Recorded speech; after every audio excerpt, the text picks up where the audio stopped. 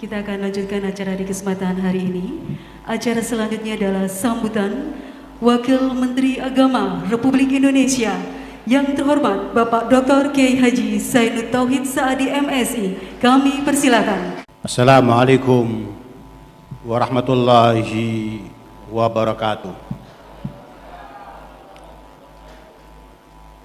Alhamdulillah alladzi bi ni'matihi tatimmus shalihat wa bi fadlihi tatanazzal khairat wal barakat wa bi taufiqihi tathaqqaqal maqasid wal ghayat. Allahumma salli wa sallim wa barik ala sayyidina Muhammad wa ala alihi wa sahbihi wa man tabi'u bi ihsan ila yaumil ma'ad. Amma ba'du, ulama kiram wa habaibanal aizza, wabil khusus yang saya muliakan Ketua Nahdlatul Ulama Cabang Bondowoso Romo Kiai Haji Abdul Qadir Syam, Ketua Pimpinan Cabang Muhammadiyah yang hadir, juga yang saya hormati rekan saya dari Dewan Pimpinan Pusat Partai Persatuan Pembangunan, Al-Karim Ibnu Karim Gus Arwani Tomafi, Sekretaris Jenderal DPP P3, jajaran pengurus DPW yang hadir, ada juga dari teman-teman DPP, Mas Koyum,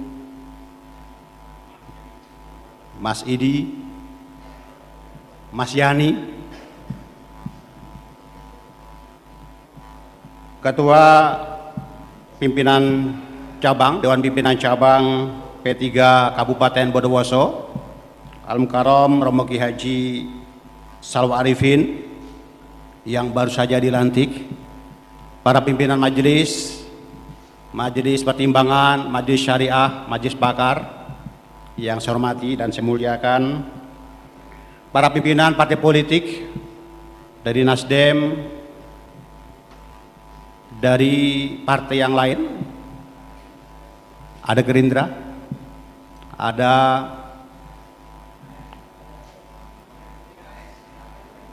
PKN, dan masih banyak yang lain yang tidak bisa saya sebutkan satu persatu. Tentunya utamanya para pengurus P3 yang baru saja dilantik dan para kader simpatisan yang saya banggakan. Pertama-tama marilah kita memanjatkan puji syukur kehadirat Allah SWT atas limpahan nikmat dan karunia-Nya sehingga pada hari ini kita bisa hadir di satu kegiatan yang sangat baik, yang sangat mulia, di bulan baik, bulan Rajab, bulan yang penuh berkah. Tentunya kita berharap di bulan Rajab ini P3 tidak hanya Isra, tapi Mi'raj. Amin. Kita mendapatkan keberkahan di bulan Rajab ini dan tentunya sesuai dengan apa yang tadi disampaikan oleh Bapak Ketua Dewan Pimpinan Cabang, akan mencapai perolehan kursi yang lebih besar dari pemilu 2019 dengan tambahan 5 kursi. Jadi insya Allah kita akan mendapatkan 12 kursi. Amin. Ini semuanya tentu membutuhkan ikhtiar kita semuanya, membutuhkan kesadaran bersama untuk bekerja sama secara baik, kompak, solid, dan tidak terpecah belah. Allah yarham Al-Mathullah Syibah Maimun Zubair memwasiatkan kepada kita semuanya dan seringkali disampaikan kepada kita bahwa dakwah di bidang politik itu hukumnya fardu kifayah. Mengapa fardu kifayah? Karena dakwah di bidang politik itu memperjuangkan nilai-nilai yang sangat luhur, menjaga nilai-nilai agama dan juga untuk mensejahterakan umat manusia. Lihira satidin wa siyasati dunia.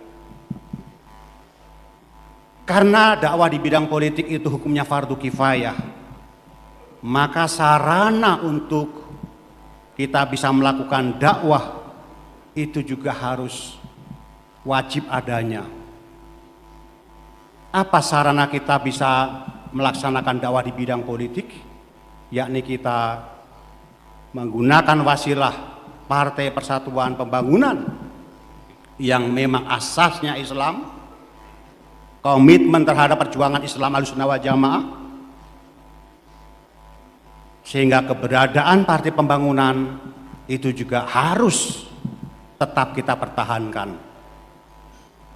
Sebagaimana kaidah fiqhiyah, ma la yatimul wajib illa bihi fahuwa wajibun.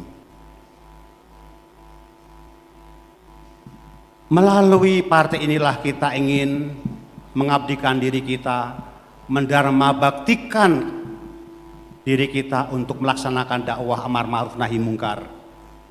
Dan dakwah di bidang politik itu adalah dakwah yang berkaitan dengan persoalan-persoalan yang menyangkut kemaslahatan umat. Bapak Bupati yang kebetulan sebagai Ketua P3 Kabupaten Bondowoso, insya Allah dengan kebijakannya, sekali lagi dengan kebijakannya, akan berpihak untuk kepentingan agama dan kepentingan umat. Kita memperjuangkan kebijakan itu adalah dakwah di bidang politik. Anggota DPR memperjuangkan undang-undang, peraturan daerah, itu juga dakwah di bidang politik.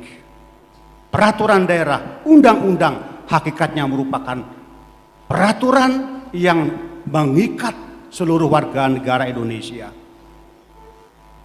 Sebelum saya menjadi Wakil Menteri Agama, alhamdulillah tidak lama saya pernah menjadi anggota DPR RI, cukup 17 tahun Kiai. Selama 17 tahun pengalaman pribadi saya, betapa beratnya kami mengawal setiap peraturan perundang-undangan yang ada di DPR, apalagi yang bersentuhan dengan kepentingan umat. Tapi alhamdulillah dengan kegigihan fraksi P3 mengawal setiap undang-undang, kita bisa melahirkan undang-undang yang berpihak untuk kepentingan umat.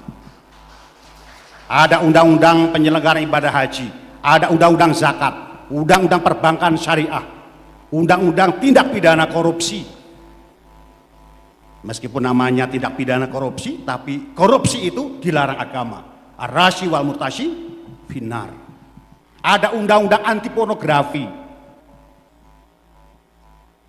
Ada undang-undang jaminan produk halal.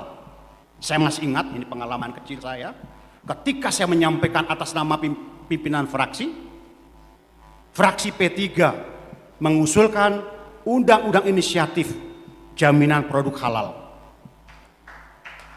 Ada salah satu anggota DPR yang dia tunjuk jari dan dia mengatakan, kami tidak setuju dengan undang-undang itu.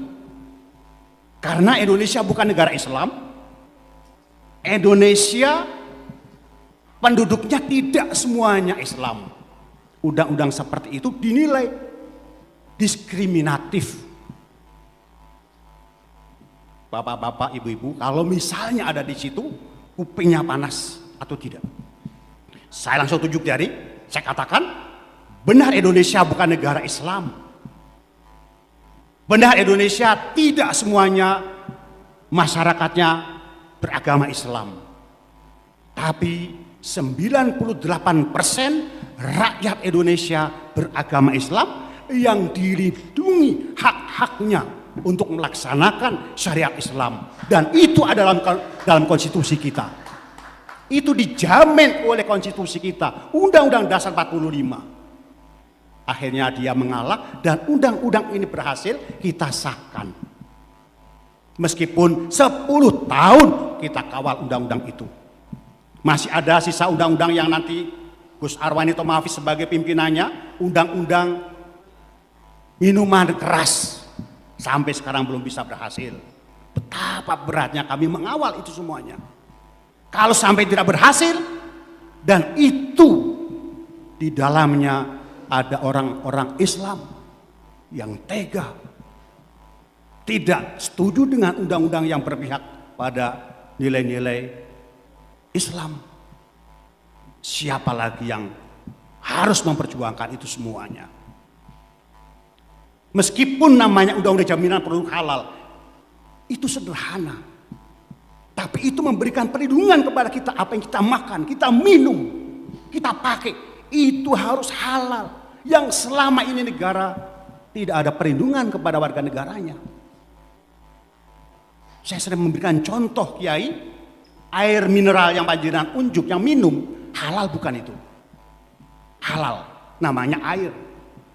Panjenengan perso untuk menjernihkan air itu menggunakan zat yang namanya zat arang.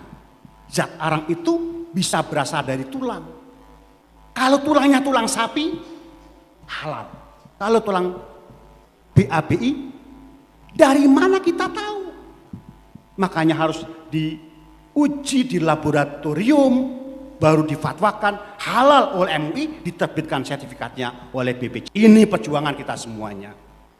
Salah satu bagian kita mengawal nilai-nilai Islam di dalam bidang politik itu.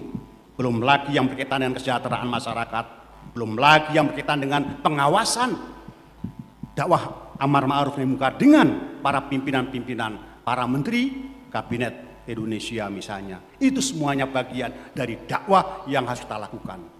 Demikian yang saya kira perlu kami sampaikan untuk menguatkan kembali tekadnya kita bahwa kita berpolitik itu adalah tujuannya mulia, menjaga nilai-nilai agama dan untuk mensejahterakan umat manusia. In uridu illa islah wa ma taufiq illa billah wallahu muwaffiq ila aqwamit thoriq. Assalamualaikum warahmatullahi wabarakatuh.